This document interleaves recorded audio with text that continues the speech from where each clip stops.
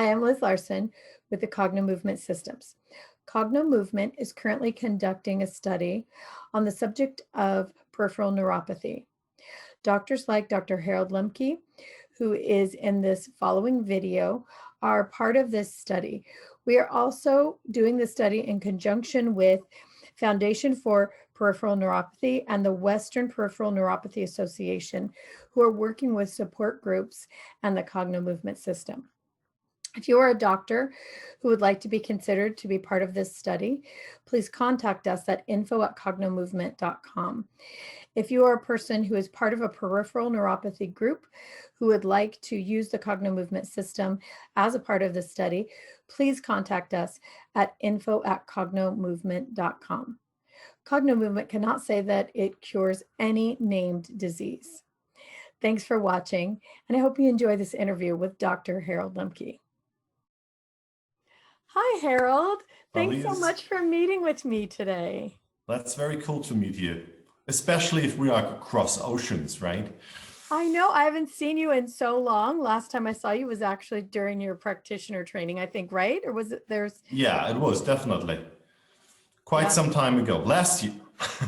Last year. Boy, last year. Was there a last year? I don't remember that. Difficult to say for sure. Yeah. Yeah. So I'm sure, as everyone can hear by your accent, you are German, correct? German, very true. And I'm in Germany. And you're in Germany. Haven't moved to the States. Not yet? Well, I probably won't. So where in Germany are you? So I'm in the northern part, very close to Denmark. Okay. So like around an hour from Hamburg upwards, and then another hour to Denmark. Wow. Okay. So you're in a pretty cold zone then, yeah? Well, at the moment, more a rainy zone. Rainy cold. Very damp. Very damp. Okay. And you guys don't get much snow? Well, we had a tiny little bit of snow recently, but as it looks like snow isn't that often anymore in this area. But you never know. I mean, France was in snow recently, right? Or was it Spain? No, it was Spain, right? And they didn't expect that to happen. So you never know. Yeah, you never know, right? Especially this year. So, Harold, would you tell everyone about yourself? What do you do in Germany? So I'm an MD by profession, and early on I studied medicine in order to be allowed to practice Chinese medicine. So my main work has been and is acupuncture and herbal medicine. Yeah.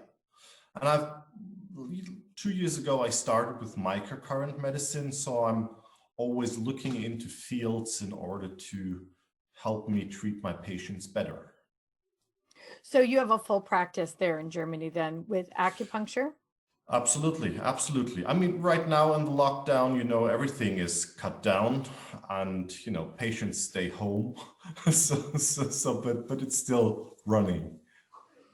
Great. So you're also a Cognomovement practitioner. That's very true, yes. And Cognomovement, I mean, it's wonderful CM and Chinese medicine, CM, so it fits perfectly well. Nice. So would you share with everybody, how did that happen? So you're in Germany, Bill and I are in the US. How did you come across Cognomovement, and why did you decide to integrate it into your practice? Yeah, well, if I remember correctly, and I'm getting older, brain isn't that good. But I did a training in what is BioWell, the machine where you put your fingers in and then you get all the readings. And through that, I got a newsletter about Bill's work.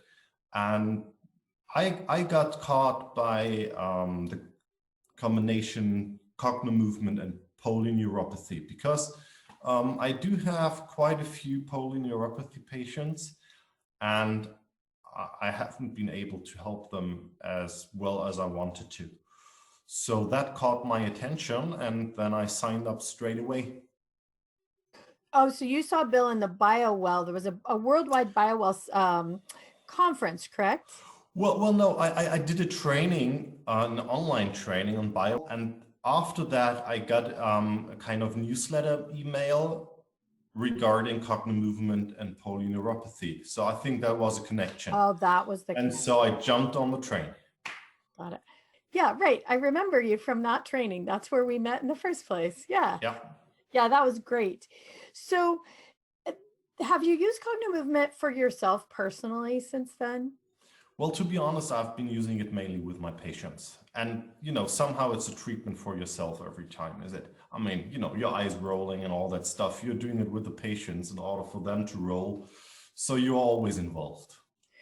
That is so true. I've shared many times how I got whammied with a chocolate chip cookies craving that I wasn't even trying to do. And the next thing I know, chocolate chip cookies taste like nothing. I'm like, how did that happen? So it's really true. That's so much fun that you brought that up. As practitioners, we're so involved in the session, we do end up giving ourselves a session. Have you noticed any difference in yourself? Anything in particular? Well, I want to say that I resist doing craving treatments in order for that not to happen to me. I love my cravings. So. Good idea. Very smart. Yeah, but the thing with the eye rolling, I mean, you realize that if you're stuck and something's going on and you don't even know what it is, and then you suddenly can move the eyes more freely, I mean, that's a clue that something is dissolving, right? So I'm happy if that happens. Yeah, me too. It's a daily practice for me because I realize I just do better, feel better when I use it. So, here in the States, a lot of us are doing a 1 to 3 minute a day thing just to feel good. So, Mhm. yeah, it's a great thing. So, is there a specific thing that you're using it for? I know you said that you were originally interested in the polyneuropathy. What are you using Cognomovement for most of your clients? Is there a Well, theme? actually, well, it's a polyneuropathy for sure. And then last year, towards the end of the year, Bill and I, he was helping me out in tinnitus patients. So that came up because I suddenly had tinnitus patients and we did our best to help them. And that was a very interesting process because I think Bill started to work on that. As I brought it up, he started to work on that. So it was a work in progress, so to say. And I think that was most revealing because I remember one patient, we didn't help him, but showed him where the problem is because Bill figured out that it looks like a lot of that has emotional background, emotional roots. And we worked with him and we came to a point, and I usually, to be honest, I usually start because people come to me for acupuncture and all that. I usually start with all that. And then if after a few sessions, there's just no change, then I bring up, look, I do Cognomovement. Do you want to give it a try? And yeah, most of them, they want to give it a try then. And this guy did too. So we did all the rounds and it was not really much happening. And then we came to the emotional background. And there he actually stopped. He didn't want to work further on the situation. His tinnitus dropped actually when we hit that. But then he just said, I don't want to let go. I just don't want to like this guy. And for that, he actually never came back. But I saw him last week for a shoulder issue. And so I could ask him about the tinnitus. Actually, although he said he's trying to forget about it, he actually said it's better. So it's so interesting that you're saying that. So, you know, for everybody watching, Harold has a very unique perspective because he is an MD, he is a doctor, he is an acupuncturist. So in Cognomovement in general, we can't say that it cures or treats any named disease, but we can say that it does help the underlying emotional problems. And Harold can say he treats those because he's a doctor. But it's interesting that you're saying, you got under the issue and it was that he just didn't want to let go of this, not liking this person. right? That you could find where the source of that is. So it's very interesting, that those emotional problems in our life do tend to play out, show up in our bodies in other ways, right? Absolutely. Possibly those things in the background are in every symptom except for a car crash, and then maybe the emotional situation that developed in there is keeping things up a long time afterwards, right? I hope everybody understands me well.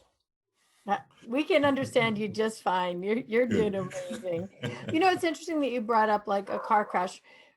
My son and I experienced that about 2 years ago now, and I was shocked at knowing about these patterns that run in the body. I knew I had a car accident. I knew it wasn't going to happen all the time, but we both found ourselves a nervous wreck in the car. The pattern was of the nervous system, the memory of that incident was still causing this bit of underlying anxiety. Of course, we have Cognomovement, so we were able to use it. But it was just very interesting how automatic that was, that occurred. Absolutely. Yeah, totally automatic. Yeah. And you see that in patients all the time. And, sometimes you can't address it right directly.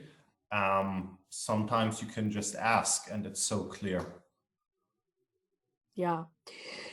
What's also interesting about what you're saying is, people come to you because you're an acupuncturist. And then you have a bag of tools, and one of those is Cognomovement. And we're finding that a lot of doctors in the States are either using Cognomovement as a complementary as well, and or sending their patients to Cognomovement practitioners to do exactly what you said, clear the underlying emotional. Then the client goes back to their doctor, and the doctor's treatment can progress further. Are you finding that too, that you're able to continue with your other therapies once you've cleared something with Cognomovement? Absolutely. Absolutely.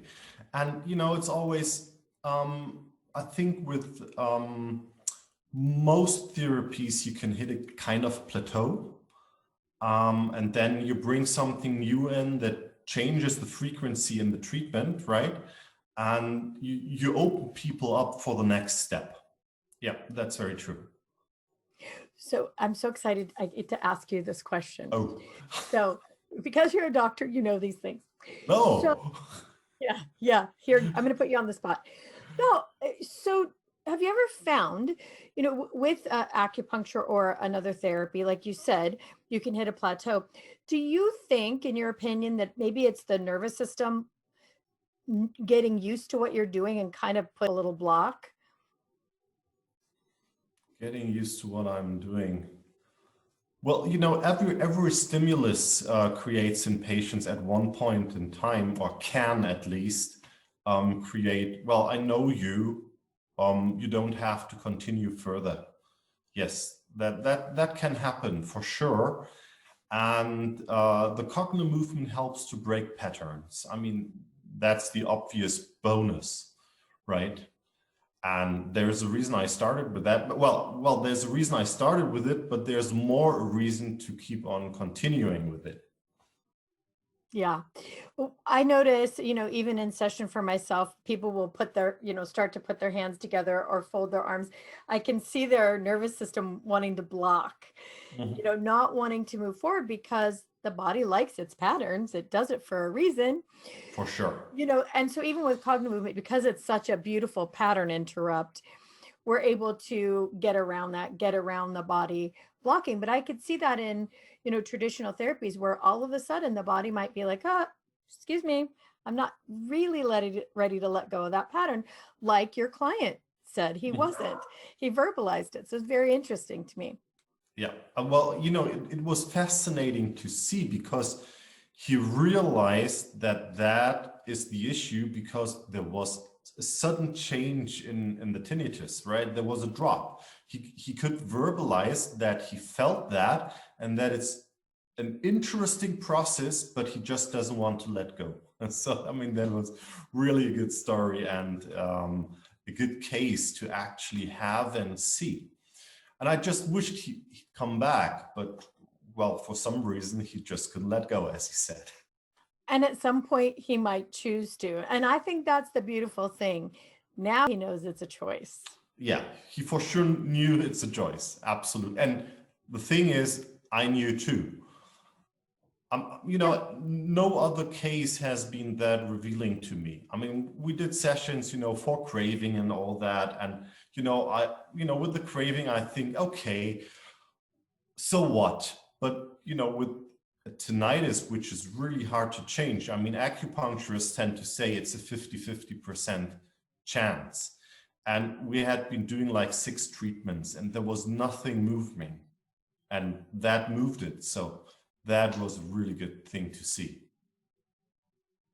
Yeah, that's amazing. I know that is a hard one. And with Cogno Movement, we say suffering is optional for exactly that reason. If we want to suffer, we can. Yeah. But now we can have the choice not to. And your client has a choice. I bet you at some point he'll come back and decide, okay, I'm ready. That'll be That super would be, interesting. sure. Yeah.